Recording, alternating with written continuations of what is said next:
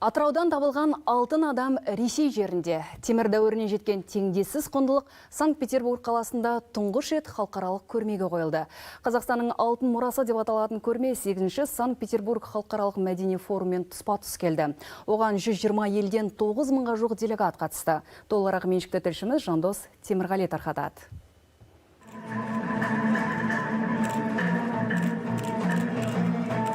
Ғасырдан астам тарихы бар Ресей этнографиялық музейі үшін алтын адам шедеврмен тең. Теңдессіз туындыны тамашалауға келгендердің бірі Петербург тұрғыны Ержан Ақсақал. Ол Сармат Көсемнің тұлғасынан асқақ рухты сезінгенін айтады. Таң қалып тұрмын. Бұл менің өмірімдегі ерекше сәт. Өйткені тарихтың айқын көрінісін жақыннан көрдім. Мен бұл алтын адамды күллі адамзат өркениетіндегі теңдессіз жаңалыққа балаймын. Биыл екінші алтын адамның табылғанына 20 жыл. Тарихи мұра біздің дәуірімізге дейінгі 2-3 ғасырға тиесілі. Оны Аралтөбе қорғанынан қазып алған белгілі археолог Зинолла Самашев. Алтын адамның киімі мен жауынгерлік қару-жарағында ромбы, 4 бұрыш, 3 бұрыш, пирамида, шеңбер тәріздес 20-дан астам өрнек түрі бар. Өте дәлдікпен әрі шеберлікпен жасалған геометриялық фигуралар сол дәуірдің өзінде адамдардың өркениетке ұмтылғанын аңғартады. Мұндағы зергерлік бұйымдардың құрамында 70-тен 91%-ға дейін алтын бар. Не ойымша осы көрме Қазақстан мен Ресей арасындағы екі жақты қарым-қатынасына, мәдени қарым-қатынасына үлкен үлесін қосады.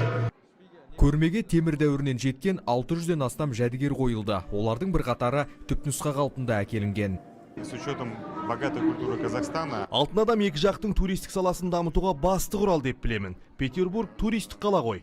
Менің ойымша осы көрмеден кейін сіздер жаққа туристер ағылады. Өйткені алтын адам түрлі ұлттың қызығушылығын оятып отыр. Қазақ халқының этнографиялық бұйымдары соны біздің ғасырымыздың 5-4 ғасырынан бастап дамығандығын біз бүгін міне осы жерде дәлелдеп бергендей болдық. Жалпы көрмені көрермендер өте тамаша қабылдады. Көрме өз мақсатына жетті.